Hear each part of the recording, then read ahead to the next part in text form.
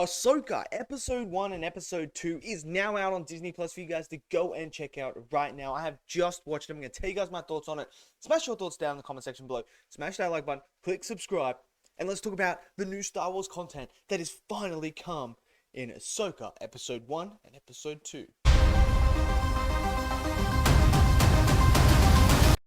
Okay, so Star Wars have finally come out with some more content with Ahsoka.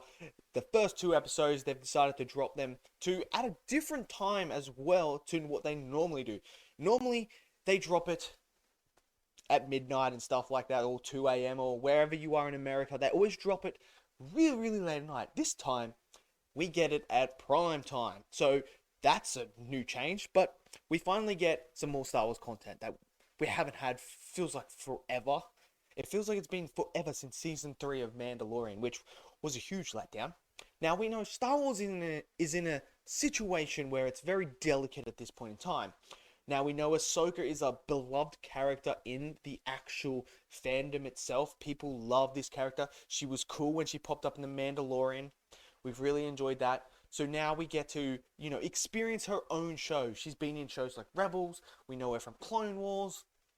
Now we get to experience her on the live action screen.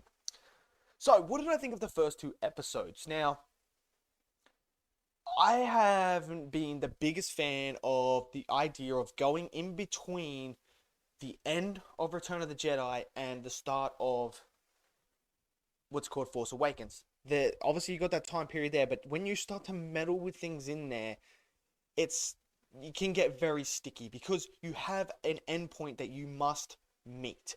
That's why I always find it hard when people try to do shows or movies that are like prequels or something like that, because you have the endpoint there and you somehow got to fit it all in there and make sure that it makes complete sense as a flowing story.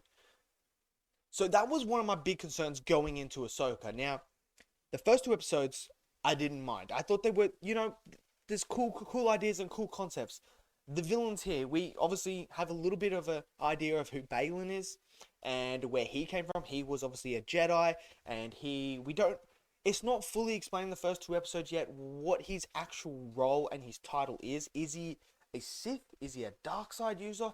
Is he just a rogue Jedi or a grey Jedi, as some people say? Like, what is he? We don't know. We don't actually know what he calls himself, or is this the beginning of the Knights of Ren? We don't know.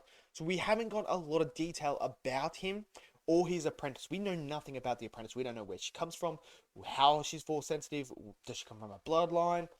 We don't know anything about her. We just know that she can wield a lightsaber. And then obviously there's like this Inquisitor looking person with them that you see in episode 2 as well. We know nothing about them. So look, it's the first 2 episodes. I don't expect to get this full backstory on them, but so far, I don't mind them. They are probably the most interesting characters that we don't know in this show at the moment. Like, the other one from The Mandalorian that we saw, I think her name's Morgan or something like that. Bruv, I really do not care for her. We find out that she has a lineage towards the Night Sisters of Dathomir. So there's that. I don't know how, but she does. Apparently, she's a witch. So yeah, that's something. She's boring. I really just don't find her character interesting in the slightest bit. I really don't. So obviously we know the story of this whole show is about Thrawn and Ezra. Where are they? Are they coming back? Can we find them? So they're after this map. Obviously we get Ahsoka in here. We get Hera. She's in here as well. And we get Sabine. We see Sabine as well. So look, so we're bringing those Rebels characters back. If you guys have seen Rebels, you're going to get a lot more out of this. For people that haven't watched Rebels, you probably might need to watch Rebels to get a bit more of an understanding of where this story is going and what has happened previously to lead to this situation and who Ezra is, who Thrawn is. You can go do that. If not, that's fine. But that's the whole gist of it. They're trying to figure that out.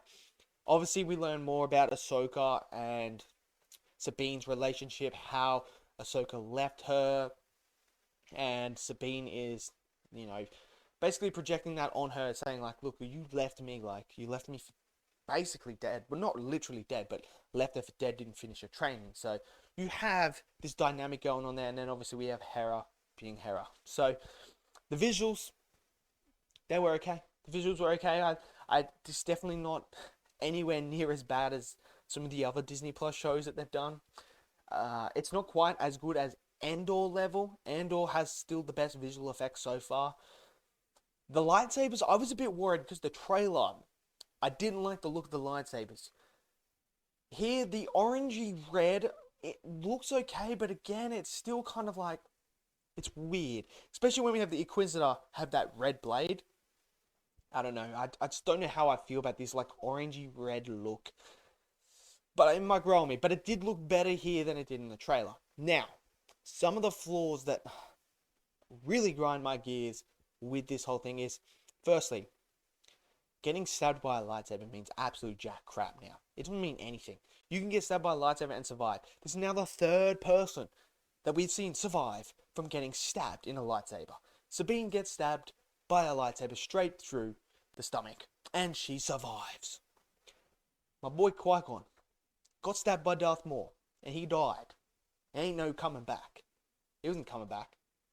But apparently now you can survive it. Like, this is one of the things that really annoys me now about Star Wars, is they are just making lightsaber stabs mean nothing. It's meaningless. It's annoying. It grinds my gears. Another thing that is, to me, a major issue right now is there's this one thing that always plagues when you try to build a universe. Other characters around. Ahsoka says in these episodes that to Sabine that we are trying to stop a war. We're trying to stop out like the Empire coming back. If Thrawn comes back, it's a big war again. Right, so that's all happening. So why do you not go and seek out who you know now, because we saw it in The Mandalorian, go and talk to the strongest Jedi, the greatest Jedi in Luke Skywalker, and go, hey Luke, apparently Thrawn might be coming back. We don't want that to happen because all the hard work you, Han, and Leia did to stopping the Empire, everything you rebels did for there to bring this peace back to the galaxy, will be undone if he comes back. There'll be an uprising and then we'll get another one. So how about you come and, maybe help us stop this from happening? Having two Jedis, a Jedi Knight and a Jedi Master, might come in handy. And especially after you meet Baylan and that, and you know that they're there, it's like, well, why don't I go get Luke to come help me? Because, if you want it to stop, you go and get Luke Skywalker.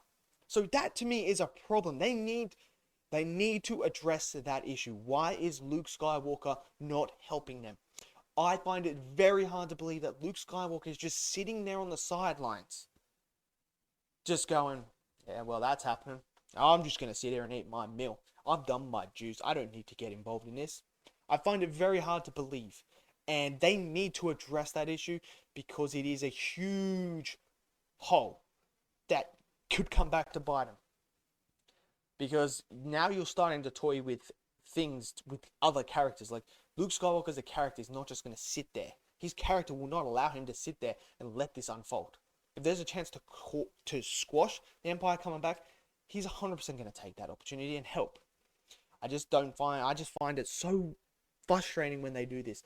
So I hope they come up with a good explanation, because if they just don't explain why he's not involved, then I don't know. I don't know what they're doing. But look, it's a decent start. There are still issues and stuff that I'm concerned about. But there is still more episodes to come. So fingers crossed they actually address those issues and we get more. But look, I'm going to stay optimistic. I'm going to say I hope it gets better. I hope it sticks the landing. I hope it doesn't turn into a Season 3 Mandalorian. And I hope it's more like an Andor. And it's absolutely fantastic. And at the end of it, I'm like, yes, Star Wars is back. Fingers crossed. That's what I'm hoping for. So let me know what you guys thought. Did you think Ahsoka episode 1 and 2 were great? Smash it down there. Smash that like button. Click subscribe. I'll see you guys next video. Until then, stay safe and peace out.